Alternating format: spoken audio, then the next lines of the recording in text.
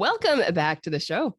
My guest today, I'm pretty excited to have here. I saw an article come through probably, when was that? A year ago? Gosh, it's been everything. I feel like 2020, 2021 is this huge hodgepodge mess, right, Christian? Right. Yeah. What year are we in? What month is Yeah. it in? For sure. So there was this great article that came through, and I think this group here is going to absolutely love it. But you wrote an article that really went viral everywhere um, about the 18 reasons why you were not going to get this injection. So, Right. what prompted you to even start writing? I mean, I think it's one of those things that those of us that have been talking about these things, we've always been ostracized about it. But man, this is a hot topic right now. And I even just got off the phone with somebody that's like, we've all made our decisions. We've done our research. Hmm. Yeah. So, Well, I guess the impetus for the article was a few different things. One was buying back some of my time. I had clients that I shepherd or friends that have somehow learned to trust me with health information. So they were curious my thoughts on this jab. And so rather than writing more emails and copying old emails and pasting links, I just thought maybe it would be simpler if I just put all this in one place and posted it. So there's also that aversion to like, oh, do I really want this out there? Like the potential blowback, or is this a fight I want to pick? It's such a hornet's nest.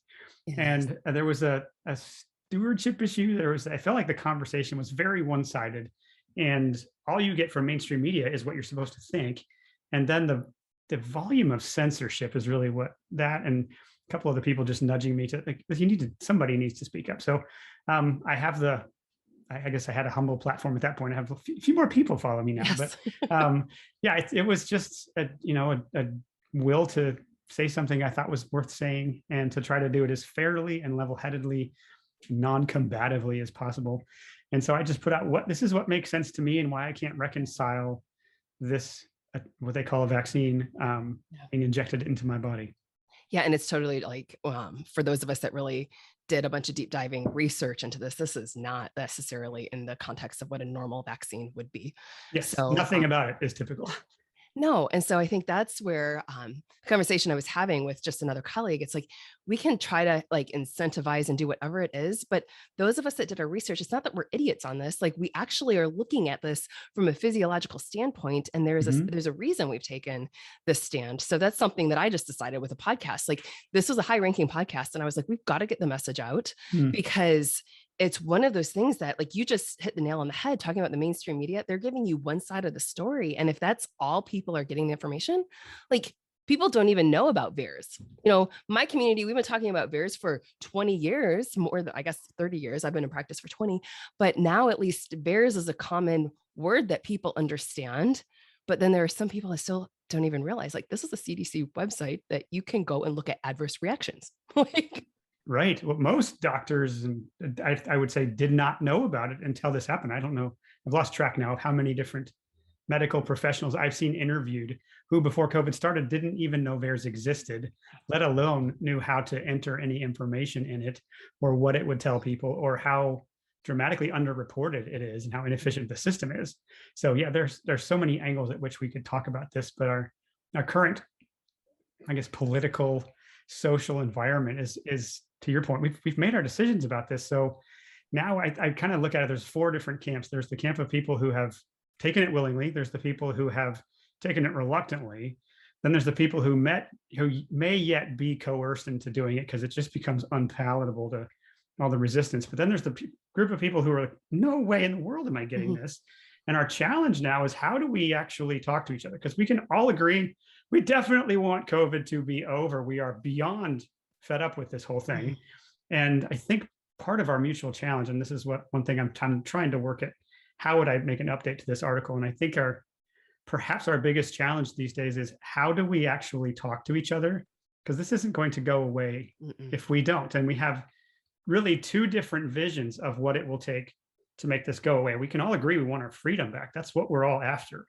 But what does it take to actually get our freedom back? One group says it's compliance, and the other group thinks it's resistance. And one of those two, to me, makes a lot more sense and is actually the path back to freedom. And one is a path to tyranny. And what I I guess, underestimated when we started this was the will of the people pushing this agenda to continue to blatantly break the law, to censor, and to unapologetically just force this on us. And I overestimated the will of the American or global population to see what's going on and stand up and say, oh, this really smells funny. I know.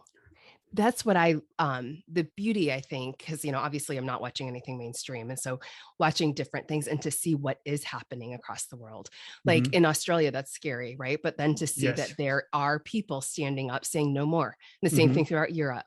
And so I feel like we're finally seeing the tide shift. But Mhm. even, my background is as a chiropractor. And so it Mhm. was one of those things that 15 years ago, I remember talking with patients saying, you got to realize there's a 2020 agenda, every man, woman, and child vaccinated. Like that's where we're going. Mhm. And Christian, I'm telling you, like I'm living, like as we lived through it, I didn't even Mhm. realize, even though I had been saying it for 15 years, that we were living through it until it was a conversation with my dad one day. And I was like, well, they have this agenda. And I was like, oh my gosh, Lisa, like you just lived through this. They just did it.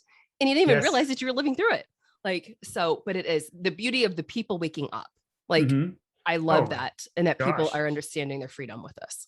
Yeah. And What's great, I think, is the traffic is all one way right now. It's mhm, not that people have been kind of skeptical of pharma and modestly distrusting of Fauci, or they've been like, I kind of like censorship, and then switched and like now I like censorship. Now I believe it. Okay, with all this going, I finally right. trust pharma. It's only the opposite. And Yes. they have so eroded the percentage of people who are just willing to blindly follow anything. And now we're in this coercive, disgustingly coercive attempt to make us all bend to their will. Their goal is just Yeah. to keep this going until they break our will.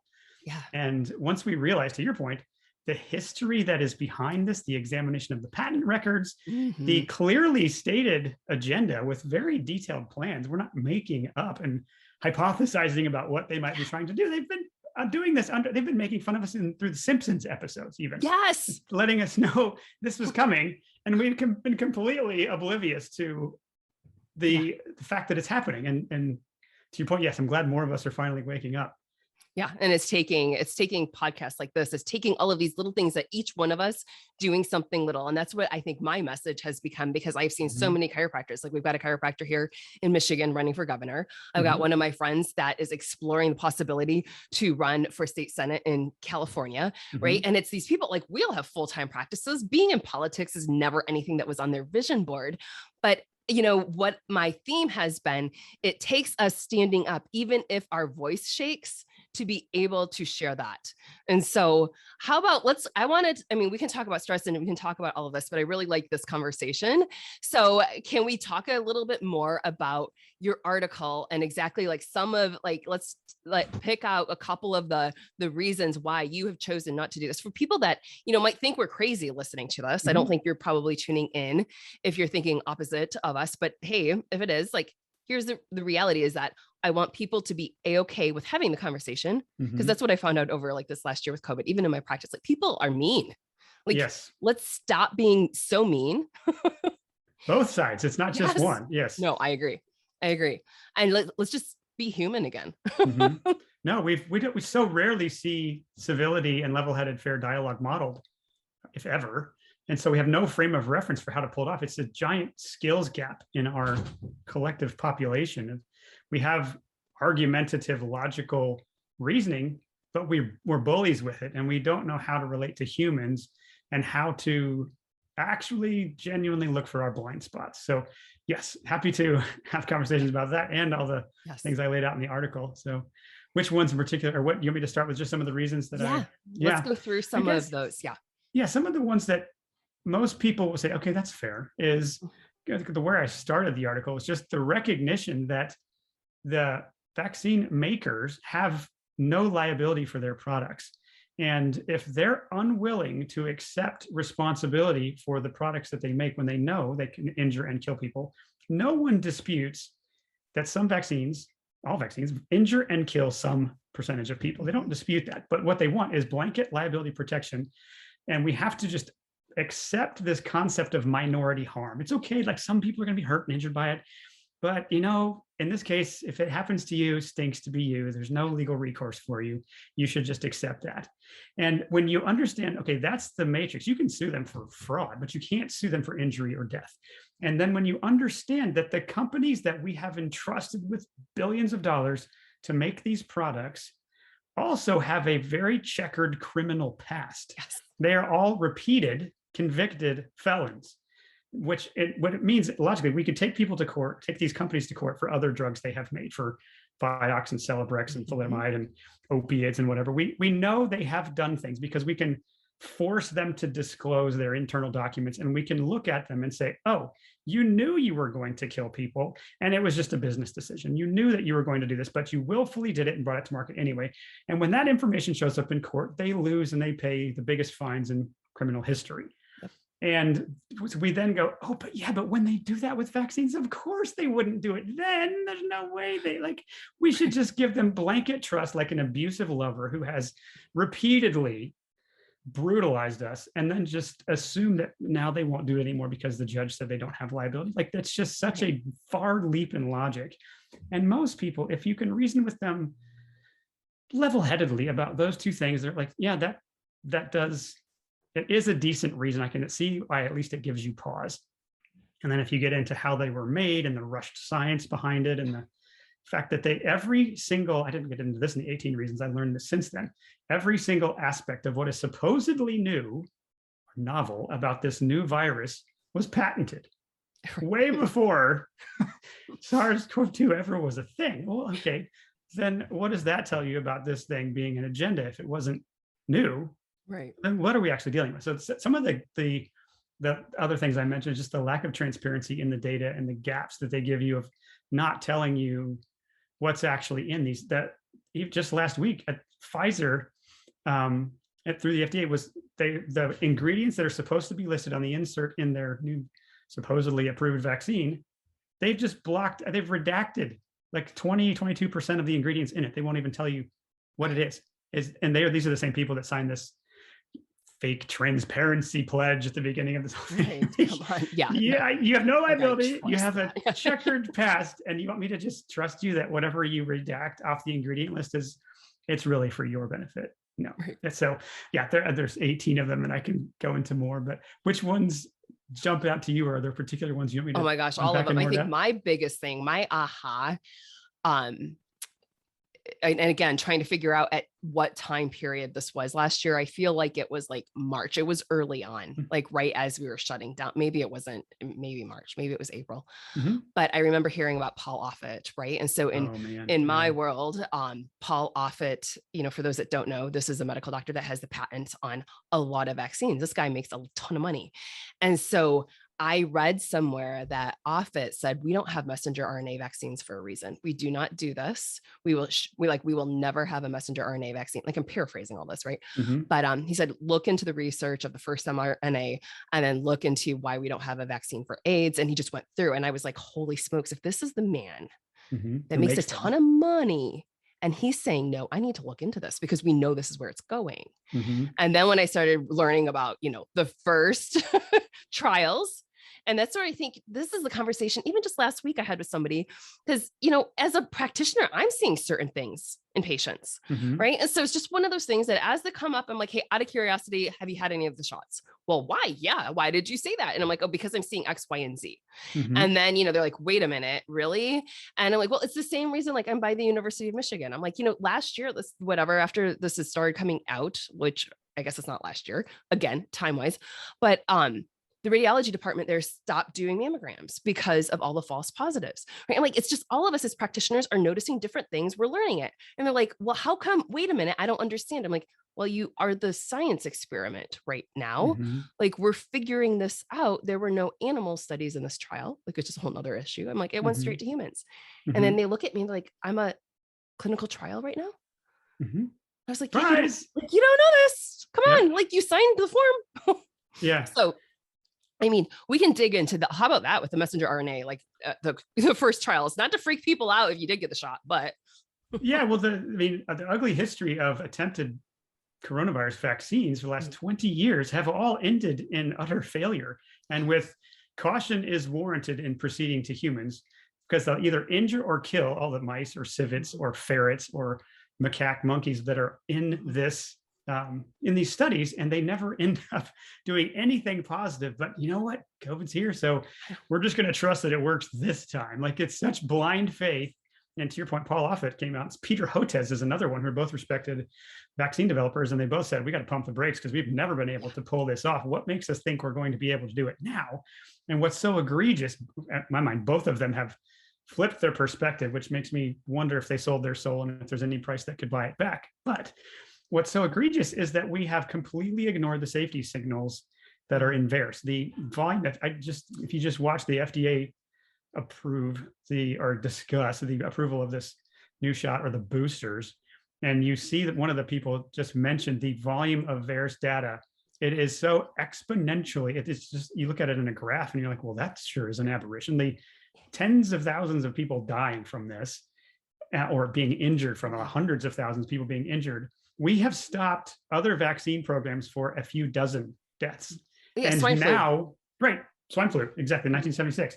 We have stopped other ones for when the safety signals arose. And now we are just sweeping all of them under the rug: the heart inflammation, the infertility, the random tremors and seizures and anaphylaxis. And it's just anecdotal. And the appalling lack of respect for a process, one, to develop it, two, to monitor the safety, it's beyond comprehension. And the hard part, I think, for people who have gotten it is just well, what does it say about my own judgment that I would fall for that? Or what does it say about the people that lead us that they would be that kind of evil, is the best word for it. And that is such a set of painful questions to wrestle with, because it has such huge implications. And I think part of our mutual challenge is to step back and create a comfortable space to wrestle with what that then means, that people would be that sinister in the pushing of an agenda, or that we would be as trusting as we were. And how do we reconcile that, not be too hard on ourselves, pick up with where we are and move forward? It's a tough set of questions, but I don't know of a better path forward, because we're going to have to start dealing with, to your point, people are coming in injured. I have a client who is a doctor in Australia, actually, and is seeing 3 or 4 people every single day who are vaccine injured. That is, her business is exploding, not because she wants to, because there's so many people that are hurting from these now and don't know where to go. So those of us who know what's happening, it's our job to kindly create the space to wrestle with these emotions and to dig in and do the work, finding the ways to help people overcome this massive amount of injuries. So one of the things I put near the end of that article was a talk done by a doctor named Geert Vandenbosch. And he just talked about he used to work for Gavi or the Bill Gates Foundation. Just he's got one of the most credentialed resumes in vaccine development in the world. And he looked at this and said, this is the opposite of what we're doing, and we need to stop it immediately, because we're putting selective pressure on this, and we're actually weakening the immune system and making it likely that we're going to create drug or viruses that are resistant to any treatment we have ever come up with. And by golly, he's starting to look like a prophet. Right. So yeah, there's so many areas which this narrative just doesn't make sense. But I think our ability to have the compassion and empathy in the conversations is where we start to win this. So I agree. Let's go down that road, because I think that's one of the conversations. Like, if somebody is listening right now and they've had the shot, or their loved ones have had the shot, I don't want you to go into a freak out mode. And let's talk about creating that space on how we can help heal, not just physically, but emotionally, and that perspective. Yeah, well, I mean, I'd love to think I have all the answers for that, but I can hopefully at least get us started. So some of this, the challenge is our deep-seated, often unconscious need to be connected.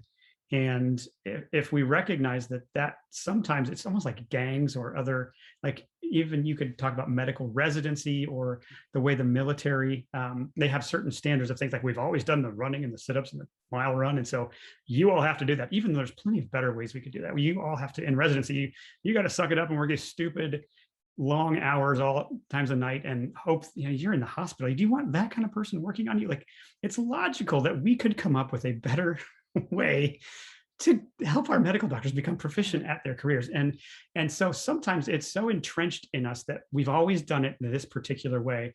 And if I start to do it differently, what does that then say about me if I change my behavior, if I think differently, if I interact differently with different people? It's like we're disassociating ourselves from the tribe and this precedent that has been set for us. And to recognize that, okay, what I actually want is connection with people. What I crave is intimacy. It's to be loved. And for those of us who, I would say, understand what's going on, and we have a layer of compassion or just this ache of estrangement in our hearts for the people we've been separated from, to know that we don't win them back by bullying them with logic and facts. And what we do is we show them that we're consistent, that we are loving. We'll sound crazy until we're just not crazy anymore, till other people start to drip on them. But I just recently watched a great interview with Reiner Fulmick and a Belgian professor. I can't remember his first name is Matthias, but he's a professor of psychology, or his field of study is in mass psychosis or mass formation, and helping people understand what it is that makes people susceptible to that and what it is that slowly starts to pull them out of it. And several different great points in that, but he recognizes that this is literally like hypnosis. And the only voices that get through are the handlers. Like the rest of us have a hard time penetrating that armor. But what stops it and arrests it and eventually breaks that spell is a conversation with another trusted voice, where you do it laced with empathy and love and compassion, and a removal of a hard line of, I'm going to keep talking until you finally wake up and bend to my will. We're actually pushing people away when we do that. So welcoming our friends and family back into a space that feels like they're coming home, Yeah. that feels like it's safe here, that feels like it's okay to talk about this. And when we're done, we're still going to be friends. And also a posture of, I don't know everything any more than you do. Like there's so much all of us have to learn.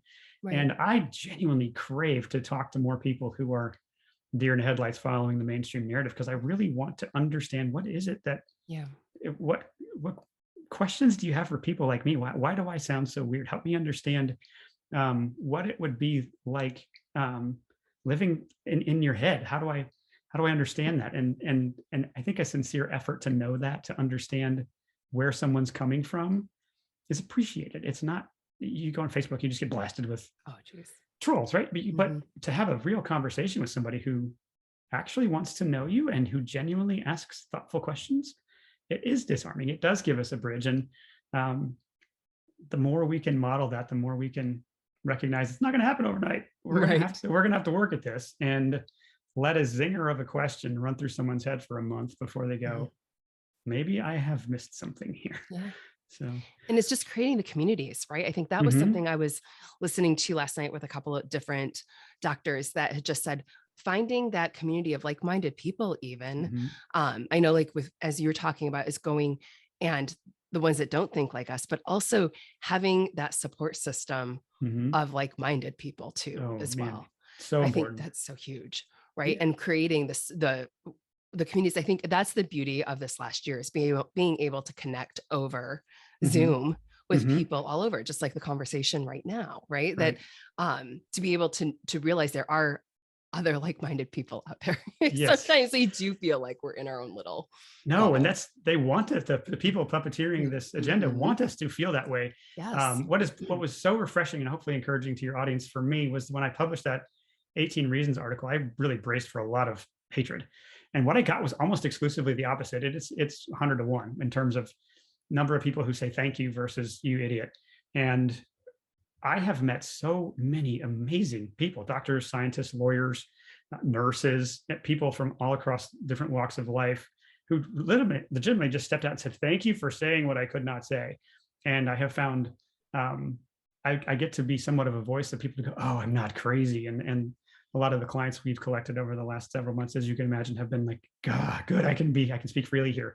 And even on our group coaching calls, we have differences of opinion. And it's been a fun / challenging exercise for me to say, how do we stay civil here? How do we speak freely and learn from each other? How do we genuinely get fascinated with another person's perspective? How do we look for, like, oh, my delivery was kind of not great there, and to be able to create that? But to your point, sometimes it's just knowing and finding people who are freedom loving, who I would say are awake to the agenda, and plugging into them. Oh my gosh, that we get a new client or two every so often, and the first group call they come to, they're like, oh wow, I didn't know. Like, you don't understand how desperately you've been craving and Yes. emotionally starved of meaningful connection until you're put back in it. My wife and I, we recently went, December, January last year, we went out to Florida, went to the beach, and my wife described like just this wave of emotion, like, oh, it's just so good to see faces and be around people again, and without recognizing how far we had come and how weird it had gotten to not see it. And so yes, I echo your encouragement to Yes. people: get connected with people who get it. If you have to find them online, if you have to call them on the phone, do it. You will feel sane rather than like the only sane person in an insane asylum. And then you start to wonder if you're the crazy one. Right. And it's so much of all of us have lost that connection over the course of the Hmm. last year and a half. And it was, I remember my first trip down to Florida, being up here, it was a whole different lifestyle. And I remember walking into like a coffee shop with one of my friends, and she was like, it's like you have PTSD right now, Lisa. Like, Hmm. but it was. And that's what I had to recognize that Hmm. even though like I had been living a certain way, like there was this emotional, like literally a PTSD type response in walking in someplace without everybody being masked and everything else, right? No, it So, really is. Yeah, my wife recently had a friend visit from another city where there's a really heavy oppression of there's only one way. If you don't think this, you are just ridiculed, and mhm. you've lost all your friends. And that person came to visit, and her and Nina went to the beach together, and that woman just held Nina's arm, and just to walk, like, it was just such a, you feel disoriented and uncomfortable and like you're being judged, and to realize that, oh, this used to just be what life was Are like. It used to, normal. Yeah. right. And you're right. PTSD is not a mislabel or an exaggeration. It Mm, is precisely that and more. It is so traumatic, and so sneaky traumatic is the sinister part of it, because it happens slowly. They just slowly take freedoms away, slowly. Like if they started beginning of last year and said, we're going to have a mandate and you're going to have to follow it, and if you don't do what we say, we're going to make you quit your job, mhm. that would have been a mass revolt. Like, Right. but they did it so So slowly and slowly. over time, and just kept 2 weeks to flatten the curve. Are we there yet? Like, how Yeah. many? And so Yeah. they do it over time to where you don't realize you're being traumatized and Mhm. how much you miss it and need it. And I think so much of the tension that gets built up is just a unconscious loss of connection, that then the weirder the more time we spend alone, the weirder we get. Yeah. If you want to crack anybody, put them in solitary confinement and they will break. It's the Yeah. cruelest thing we've come up with. Mhm. And our leaders are, I would say, intentionally using that as a tool to divide us. And there's enough I agree. videos and emails of them intentionally doing this to, like, okay, it's happening, rather than like Mhm. theorizing that it's happening. We know they're doing it. Yeah. And yeah, if we can plug back into community, it is an accelerated path to healing. Absolutely. And turning off the TV, I think, is one of the biggest things. Like that was Yes. something when I was listening to a little podcast last night, and they had just said, for those of the people that don't realize, to sit here and think of like the music that they tune everything to, like this is working at a whole subconscious level Oh yeah. that, I mean, I've said for years, outside of Detroit, I'm like, don't watch the news. But then have you heard the study? They talked about this on the podcast, and they said they looked at University of Michigan actually did studies with little kids, and they just had them playing Mm. versus when they were playing and they put the news on in the background, that it wasn't even that loud. And what happened with these children, and then they became like, I don't want to say violent, but more, as a child Interesting. could become violent. And it was like just from having the news on in the background running. And it was like, if that's happening in our children subconsciously, like how is this affecting us 24/7? And again, the common thing I've said a lot on the podcast, I can tell exactly, regardless of where I am, who is watching 24-hour news because of their entire body language in comparison to something else, right? So, Yeah, I had not heard that study. That doesn't yeah. surprise me. There's well-honed psychological tools of fear and manipulation that universities have been studying for a long time. And they were, even at the beginning of this, they were publicly talking about trying to figure out which political tactic or which shaming, bullying, do it for your friend. They have so many different tools they're just going to try to deploy and see which ones are the most effective. And yeah, to me, some of the most sinister part is what they're doing unapologetically to children. And even if you just look at the death rate from these from for kids, the vaccine legitimately is more harmful than ever catching COVID would be for these kids. And they're doing the same thing with masks. The the myopic nature of what they promote or what they tell us is that it doesn't matter what measure we take, it is justified because we have to beat this virus. And never mind all the collateral damage of the psychological trauma, the isolation, the missing of people passing from this life to the next, or whatever the businesses that close and so on. It's all worth it for this cold that has a 0.2% 99. death rate. Right. Exactly. So, So, and that's where, I mean, I was even speaking with a teacher yesterday, and they mhm, said, in looking at students right now and realizing that it's kindergarten, first and second grade that have never had a normal year of school. And she said, mm, that's a lot. And then to realize that the third graders that were coming in, she said, their handwriting's horrible. She goes, I didn't even realize it, but it's for the last year. I said, well, let's just not even look at that. But I said, I even had somebody a couple of weeks ago looking at me saying, just put the mask on. It's not that big of a deal for a kid. And I was like, holy smoke, these children are learning to speak right now. Like it's mhm. not that big of a deal for them. Okay, let's talk about this. Let's see what's going to happen 10, 20 years down the road with this whole generation of children that just spent the last year and a half outside of school. And now you're throwing a mask on them while they're trying to, physically develop. Like, come on. Yeah, it's unfortunate. And we can go back and forth about all the trauma and drama and abuse that is the masks and the agenda. And I think at the end of the day, what we have to step back and say is, okay, there are systems that this agenda is not going to quit. They are going to continue to do this until they have broken our will or until enough of us say no and it becomes impossible to run businesses and the economy shuts down and the pushback is so strong.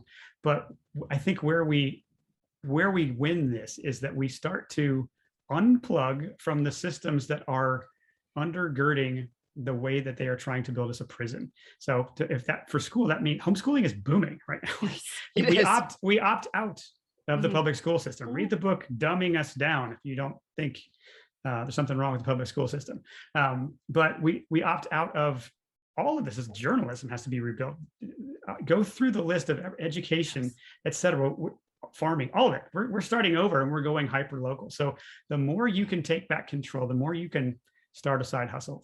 Go on, and Gab has a job board for people who aren't vaccinated. You can get a job here. Like find a way to opt out of the systems that are trying to enslave you. Know that have a plan B is a great idea Mhm. for everyone right now, but know that there is life after this. There is life after struggle, that the sky is not falling. It could get dark and it will be a bumpy ride for a while. But the way we win this is it's the simplest thing. We say no. I That's a agree. complete sentence. No, Mhm. make them make you. Don't give any ground. You don't have to go pick a fight. You just say no. And we make their systems irrelevant by using different systems. We know our neighbors, we know their local businesses, we buy food from people we trust. We have more autonomy with our land and our homes and our schooling and where we decide to get our media. Stop paying for cable to lie to you every day. Turn it off. Stop using the platforms that are censoring and being mad at them for doing it. Leave.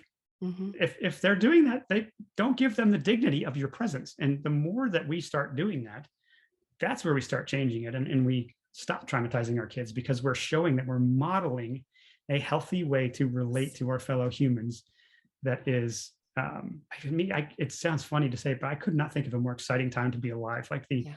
opportunities that are everywhere and the number of people that are going to need help and the um, opportunity to shepherd my kids through this in our home with Yeah. um, reasoning skills and health skills and to help them model for their peers and for this generation what it will take. Just the opportunity for leadership that we have right now is amazing. I love that. Yes. And that's what I've always said. I feel like we all chose to be here at this Hmm. time period, Yeah, right? Like, how amazing is that? right. Well, Christian, share with them where they can find more information about you. Sure. Yeah, you can check out my blog. It's called Deconstructing Conventional. So deconstructingconventional.com is where you can find me. That 18 Reasons article that you mentioned. I've also written a couple other COVID related articles, and then I'm been asked by a lot of people to write an update to the 18 Reasons article. So that's in the works, and next 2 or 3 weeks, hopefully that will be done. But you can also check out our coaching business. We have a coaching business at truewholehuman.com. Just get to know how we help people. We're about as holistic as anything you've ever seen. I couldn't tell anybody how to create a job like this. I just made it up and I love this work. So you take a little quiz there, kind of help you understand that common problem of I know what to do, but I can't make myself do it.